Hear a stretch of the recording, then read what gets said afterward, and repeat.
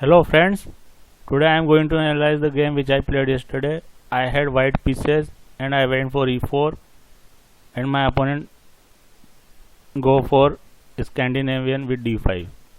I transposed it back to Blackmar Gambit with d4 and here my opponent played h6 taking me out of the theory, and I continued with the developing move nc3. Here my opponent went for e6 and this transposed to the French defense. Now I choose for a3, but instead of a3 I could have gone for e5, because after this advancement of h6 pawn, in future if my opponent tries for f6 move to undermine my center, then this g6 square can become a weak square. So game might have continued with c5, f4, c takes, nb5, nc6, nf3, and when ultimately this pawn on d4 is going to fall. But in the game I continued with a3 and my opponent took on e4 and I recaptured with my knight, and then queen d5 has been played, and this position has not been reached so far according to the chess tempo master database. Now here I was thinking to play bishop to d3, and which actually is the top stockfish move. The only thing I was worried that after bishop to d3, if my opponent kicked this knight with f5, then this g pawn will be lost, but actually I could have sacrificed that g pawn, or even with after f5 move I could have saved my knight by giving check to king on this weak diagonal with qh5, and then later gaining tempo on king with my knight. Even here after bishop to d3, this pawn is not falling, which it looks like it is falling, but if black tries to be too greedy and capture this pawn, then there is a sneaky move bishop to b5 check, and we are going to capture this queen in the next move.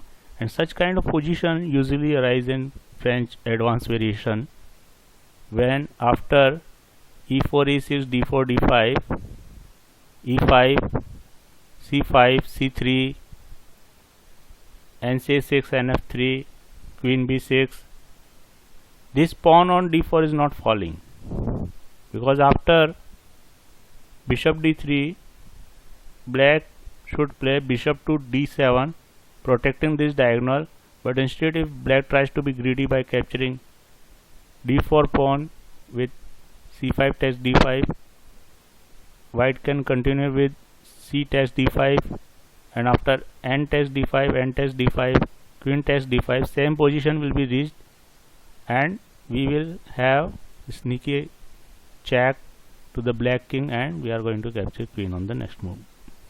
So this is not a free pawn, and instead even if black could have gone for f5, I can give check with qh5, or even I can go for ng3. When this pawn capture is not a good move, because after nf3 black queen has to get out of this g2 square as soon as possible, otherwise this will be trapped with bishop f1 move. So after queen h3 bishop f1, only square queen has is g4, hitting this queen once again with h3, only square queen has on g6, and after any 5 gaining tempo on this queen, where only two square this queen has is f6 and h7, and wherever this queen goes, suppose h7, then we can give check to king with h5, and if black tries to protect with g pawn, we can capture it with our knight, and we will have good attack, because lot our pieces are developed and are in the black territory, whereas this diagonal is weak, and we can even castle on the queen side and bring rooks in the open file. So here I missed this opportunity, bishop to d3, which is the top engine move and also the best move. Then after nc3 qn f5, I played nf3 and bishop to d3, which are the best engine move, and then I castled. Here after n6 I was thinking to play d5, which is also suggested by Stockfish, because after d5 black either has to save knight or take this pawn or advance it. Even after advancing, this knight is gone, so only option are to take this pawn or to save this knight. If black tries to be too passive by moving this knight to e7 square, then we can actually move this rook here on e1. Then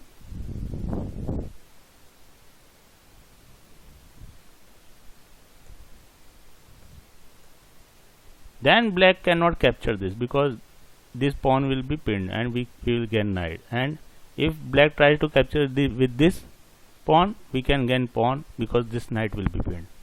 So that was the right approach. And here if black knight tries to be too aggressive by going to d4 square, we can trade that knight and later on continue with our capture on e6 square. So here I completely missed that, and also I didn't see that this pawn is being attached twice, and I went for e1 rook e1 move. And after this pawn capture, knight capture, knight capture, there was again an opportunity to give this sneaky check to the king and capture queen on the next move, which I completely missed. And I was trying to target this c7 square with nb5 move, and after queen c5 I went for bishop to g6 check, but instead Stockfish suggests that I should have developed by gaining tempo on this queen. And if here queen tries to hide behind the pawn after having so much embarrassment, I could have given checkmate in 2 by bishop to g6 check move. So here instead of that I moved bishop g6 check, and after king e7 I played queen d3, where I was thinking to play a4, which actually Stockfish also suggests. But after bishop to d7, b3 move does not work, because now this king can move here on d8, run away from this diagonal, and we will not have fork on this diagonal anymore.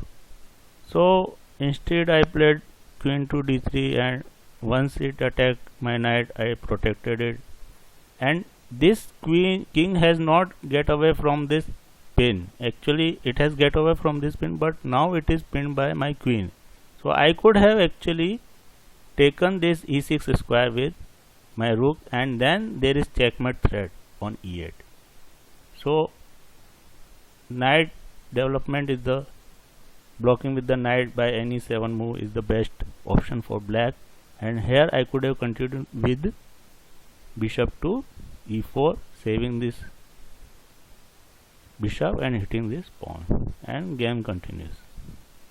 But I played bishop f4, then tried to gain tempo on this queen, and this was blunder when my knight took opponent queen and I traded pieces. And here I tried to block this bishop. Here instead of c5, black should have gone for b6 move, protecting this square, because even if here king get away from the pin, this bishop is trapped on d6. So after c5 it will have no place to move.